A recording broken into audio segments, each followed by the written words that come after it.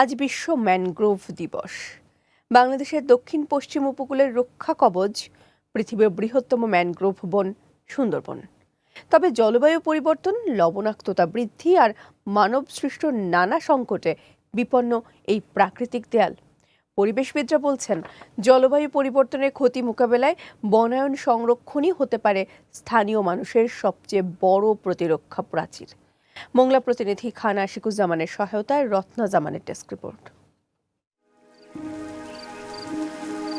শান্ত, সবুজ আর রূপময় এই বনাঞ্চল কেবল প্রকৃতির সৌন্দর্যই নয়, এটি বাংলাদেশের দক্ষিণ পশ্চিম উপকূলের কোটি মানুষের বেঁচে থাকার আজন্ম রক্ষা কবচ।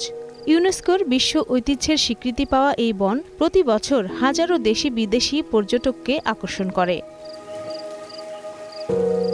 শুধু পর্যটনের কেন্দ্র হিসেবেই নয়, ঘূর্ণিঝড়, জলোচ্ছ্বাস ও উপকূলীয় দুর্যোগ থেকে দক্ষিণাঞ্চলের লাখো মানুষকে প্রাকৃতিক সুরক্ষা দিয়ে আসছে।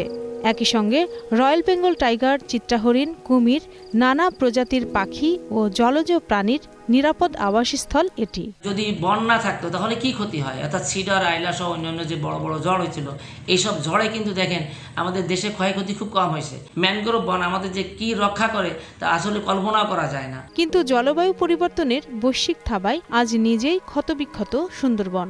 সমুদ্রপৃষ্ঠের উচ্চতা বৃদ্ধি পাওয়ায় প্রতিনিয়ত বাড়ছে পানির লবণাক্ততা, ফলে সুন্দরী ও গোলপাতার মতো ঐতিহ্যবাহী উদ্ভিদের স্বাভাবিক বৃদ্ধি ব্যাহত হচ্ছে। সুন্দরবন টিকিয়ে রাখতে হলে বন ধ্বংস, দূষণ বন্ধ করার অতি জরুরি। আমরা চাই বন সংরক্ষণ ও আমাদের জীবিকা দুটোই যেন সমান গুরুত্ব পায়। বন ভালো থাকলে আমরা ভালো থাকব।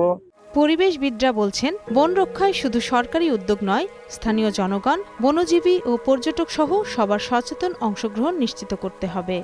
এই আন্তর্জাতিক ম্যানগ্রোভ দিবসে বিশ্বের সর্ববৃহৎ ম্যানগ্রোভ ফরেস্ট সুন্দরবন রক্ষায় সমন্বিত পরিকল্পনার আহ্বান জানায়। তিনি জানান, আন্তর্জাতিক ম্যানগ্রোভ দিবসের অঙ্গীকার কেবল কাগজে কলমে নয়, মাঠ পর্যায়ে সুন্দরবনের সুরক্ষায় কঠোর আইন ও স্থানীয় জনগোষ্ঠীকে সম্পৃক্ত করা।